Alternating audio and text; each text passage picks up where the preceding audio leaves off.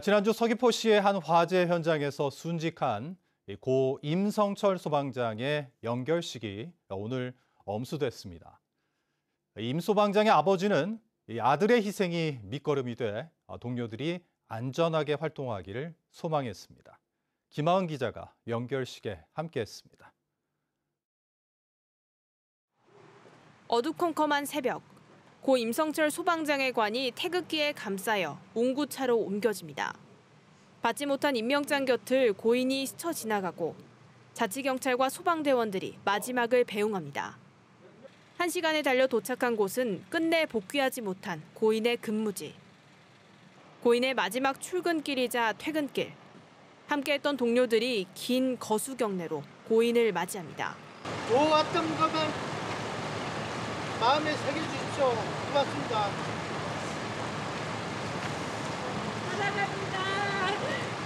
제주시에 마련된 영결식장. 800여 명의 동료 소방관들과 공무원들이 고인을 맞이합니다. 윤석열 대통령도 조전을 보내 임 소방장을 추모했습니다. 불길이 덮친 화재 현장의 최일선에서 국민의 생명과 재산을 지킨 고인의 헌신을 절대 잊지 않을 것입니다. 함께 현장을 누볐던 동료 대원은 친구를 떠나보내야 한다는 생각에 얼굴조차 들지 못합니다. 나는 내일부터 다시 도움이 필요한 한 사람 한 사람에게 달려갈 것이고 그때마다 너를 내 가슴에 품고 함께 갈게. 고인의 어머니는 영정 앞에서 아들이 가슴 아파할까 애써 웃으며 손인사를 건넵니다. 아버지는 아들의 죽음 앞에 마지막 바람을 털어놓습니다. 아들의 희생과 청춘이 밑거름이 되어 소방 현장에서 일하는 동료들이 안전하게 활동할 수 있는 소중한 자산이 되었으면 저희 가족은 그것으로 만족하고 2019년 경남 창원에서 첫 소방관 생활을 시작한 이후 고향에 있는 아픈 엄마를 돌보겠다며 재시험을 보고 제주로 온 임성철 소방장. 생명을 구하는 일이라면 거센 불길도 마다하지 않았던 임 소방장에게는 1계급 특진과 옥조 근정 훈장이 추서됐고 고인의 유해는 국립제주호국원에 안장됐습니다. MBC 뉴스 김하은입니다. 오영훈 제주도지사의 핵심 공약인 제주형 행정체제 개편은 제주도를 3개의 시로 나눈 뒤 시장과 시의원을 주민이 직접 선출하는 방향으로 추진될 것으로 보입니다. 앞으로 법률 개정과 주민투표 등 넘어야 할 산도 만만치가 않아 실현 여부에 관심이 쏠리고 있습니다. 조인호 기자입니다. 제주형 행정체제 개편안을 마련하기 위해 구성된 도민참여단. 지난달 수기 토론회를 끝낸 뒤 도민참여단 320명을 대상으로 설문조사를 실시했습니다. 행정체제 계층 구조에 대한 가장 적합한 개편안으로는 시장 군수와 시군 기초의원을 주민이 직접 선출하는 시군 기초자치단체가 64.4%였습니다. 행정시장을 주민이 선출하고 기초의원은 선출하지 않는 행정시장 직선제는 35%였습니다. 가장 적합한 행정구역 개편안으로는 동제주시와 서제주시, 서귀포시로 나누는 3개의 행정구역이라는 응답이 55%였습니다. 제주시와 서귀포시, 동제주군과 서제주군 등 4개의 행정구역은 42.5%였습니다.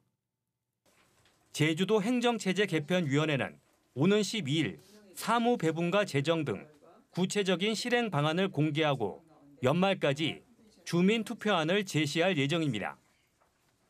이달 말이나 다음 달 초쯤 최종 권고안을 발표하는데 핵심 내용은 도민참여단의 설문조사 결과를 따를 것으로 보입니다. 도민참여단을 우리가 작은 제주도라고 말씀을 드렸듯이 그런 대표성을 가지고 모이신 그런 집단이었기 때문에 그 의견을 존중해야 된다고 생각을 합니다. 문제는 정부가 이미 폐지한 시군을 부활하는 것은 국가 정책상 신중해야 한다며 반대 입장을 고수하면서 제주특별법 개정안 심사가 국회에서 보류됐다는 점입니다. 법안이 이견이 해소돼야 되는 부분이 있습니다만은 이견이 완전히 해소될 거라고 저희도 믿지는 않습니다. 근데 행안부에 저희의 입장을 계속 얘기하고 좀 있기 때문에 제주도는 도민 여론을 근거로 정부를 설득하겠다는 입장이지만 총선이 임박하면서 여야가 충돌하는 상황에서 법안 심사가 쉽지 않을 것으로 보여 행정체제 개편이 실제로 추진될지는 장담하기 어려운 상황입니다. MBC 뉴스 조인우입니다. 제주도교육청 새해 예산안이 도의회 예산심사를 통과했습니다. 제주도의회 예산결산특별위원회는 상임위 심사에서 전액 삭감됐던 초등학교 3, 4학년 태블릿 PC 예산 84억 원 등을 다시 반영해 삭감 규모를 582억 원에서 427억 원으로 줄이는 내용으로 새 교육청 예산안을 의결했습니다. 도의회는 제주도 새해 예산안을 놓고 제주도와 항목별 삭감과 증액 여부를 협의 중인데 최종적으로 타결되면 내일 오후 2시에 열리는 본회의에서 예산안을 상정할 예정입니다.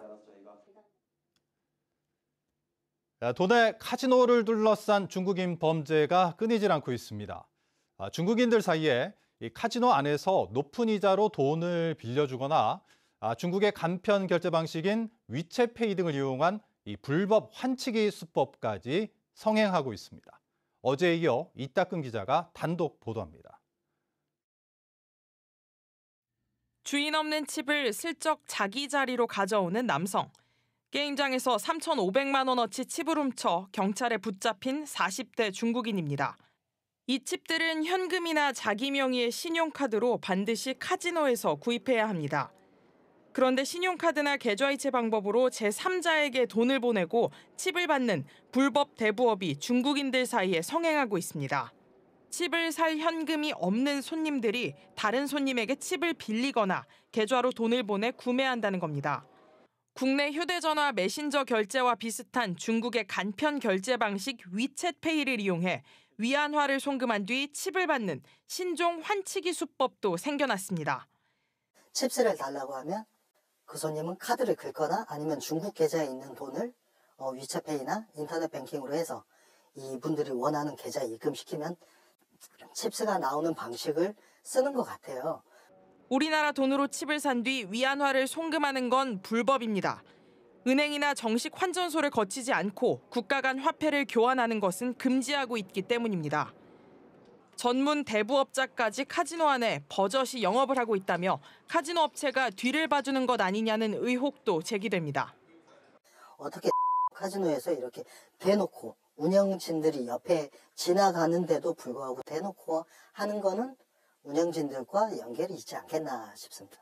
지난달 제주에서 발생한 5건의 중국인 감금과 폭행 사건도 모두 카지노에서 게임칩을 빌려준 뒤 갚지 않는다는 이유로 발생했습니다.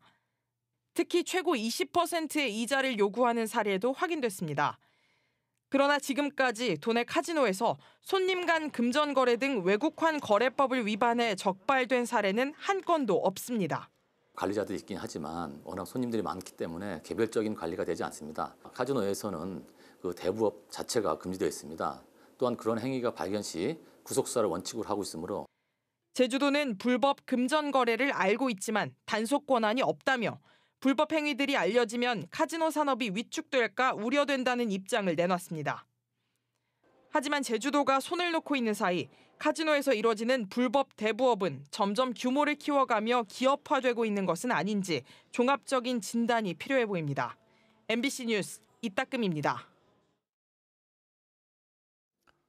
2025년부터 고교 학점제가 전면 시행되는데요. 이 고교 학점제는 학생이 공통 과목을 이수하고 이 진로와 적성에 따라 다양한 과목을 선택하고 이수해 학점을 취득하고 졸업하는 제도입니다. 그동안 연구학교와 선도학교를 지정하고 수업을 위한 학교 공간을 재구성하는 등 이 도입 준비 작업이 진행되고 있습니다. 홍수영 기자입니다. 고교 학점제 전면 시행을 1년 앞두고 열린 박람회. 고등학교 입학을 앞둔 학생들이 학교에 몇 개의 선택 과목이 개설돼 있는지, 이수할 수 있는 과목은 무엇인지 교사의 설명을 집중해 듣습니다. 자, 우리 학교는 원래 7개 학번을 구성하고 있고요. 그다음에 8개 원래 반이긴 한데 한 반을 줄여서 7개의 학급을 구성을 예상하고 있고. 학생들은 자신의 적성과 마음에 둔 진로에 따라 미리 학업 계획을 세워봅니다. 이런 과정을 통해서 제 진로에 대해서 더 잘 알 수 있었던 것 같고 이제 제 진로에 대해서 더 열심히 노력해야겠다고 생각을 했어요. 고교 학점제는 학생이 공통 과목을 이수한 뒤 진로와 적성에 따라 과목을 선택해 이수하고 이수 기준에 도달한 과목에 대해 학점을 취득해 졸업하는 제도입니다. 오는 2025년 전면 시행을 앞두고 고교별로 공통과 선택 과목 수업을 위한 가변형 교실을 구축하는 등 공간 재구성 작업이 진행되고 있습니다. 학생들이 다양한 과목을 선택해 들을 수 있도록 하려면 교원 확충도 필수. 제주도교육청은 도내외 7개 대학과 협약을 맺어 교수와 강사를 지원받아 수업을 개설하고 내년 9월부터는 온라인 학교를 만들어 여러 학교의 학생들이 원하는 과목을 골라 실시간 원격 수업에 참여할 수 있도록 할 계획입니다. 우리 제주도에서 제공할 수 없는 중요한 강의들 이런 것들은 육지의 명문 대학교 교수들과 함께 MOU를 맺어서 저희들이 차곡차곡 준비해 왔습니다.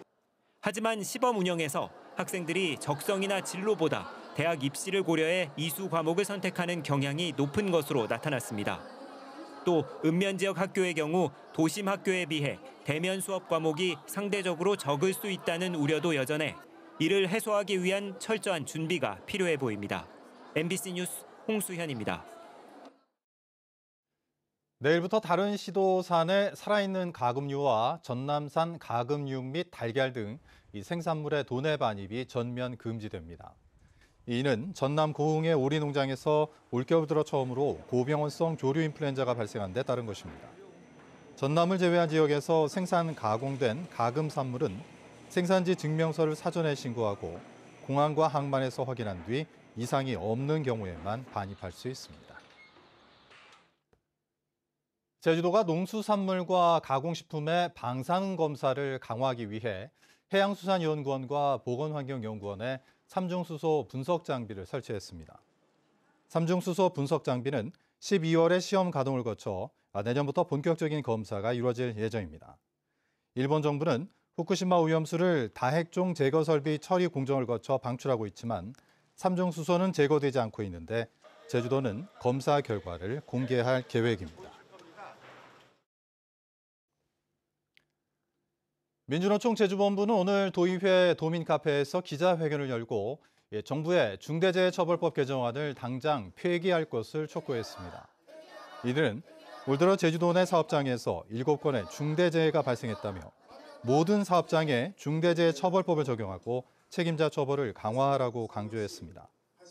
한편 정부는 50인 미만의 사업장에도 적용되는 중대재해처벌법을 유예하기 위한 법 개정을 추진하고 있습니다. 대낮에 술을 마시고 운전하다 7명이 경찰에 적발됐습니다. 제주경찰청은 오늘 오후 1시부터 3시까지 제주시와 서귀포시 3곳에서 음주 단속을 벌인 결과 모두 7명이 면허 정지 처분을 받았다고 밝혔습니다. 경찰은 연말연시를 맞아 내년 1월 말까지 야간은 물론 주간 시간에도 주요 지점에서 음주운전 집중 단속을 실시할 계획입니다. 올 들어 지난달까지 제주역에서 적발된 음주운전은 1,645건으로 2022년 전체 적발 건수를 넘어섰습니다. 춤을 추지 말아달라는 음식점 직원에게 경남의 모 대학 교수가 반말과 욕설을 한 사건에 대해 경찰이 수사에 착수했습니다. 서귀포 경찰서는 경남의 모 대학 교수에 대해 모욕과 폭행 등의 혐의로 고소장을 접수하고 조만간 고소인과 피고소인, 참고인 등을 불러 조사할 계획이라고 밝혔습니다. 지난달 11일 서귀포시의 한 음식점에서 경남의 한 사립대 교수가 일반 음식점인이 춤을 추지 말아달라는 직원을 밀치고 폭언해 음식점 관계자가 해당 교수를 모욕과 폭행 등의 혐의로 고소했습니다. 제주도민 10명 중 4명은 남녀 교제를 하면서 폭력 피해를 경험했다는 조사 결과가 나왔습니다. 제주여성가족연구원이 만 19살 이상 도민 707명을 조사한 결과 43.6%가 교제 폭력 피해를 경험했고 6.2%는 스토킹 피해를 경험했다고 응답했습니다. 한편 제주 지역은 배우자에 의한 폭력 피해 경험이 정서와 신체 등 유형별로 5에서 12%로 전국 평균보다 2배 이상 높았고 배우자 폭력에 맞대응한다는 응답은 2014년에 7.8%에서 올해는 46.3%로 9년 만에 6배나 높아졌습니다.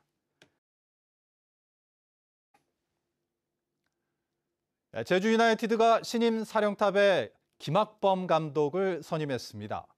김학범 감독은 강원과 성남, 광주 감독과 2018년 23세 이하 감독, 2021년 도쿄올림픽 남자축구 국가대표팀 감독을 역임했으며 제17대 제주 유나이티드 수장을 맡게 됐습니다.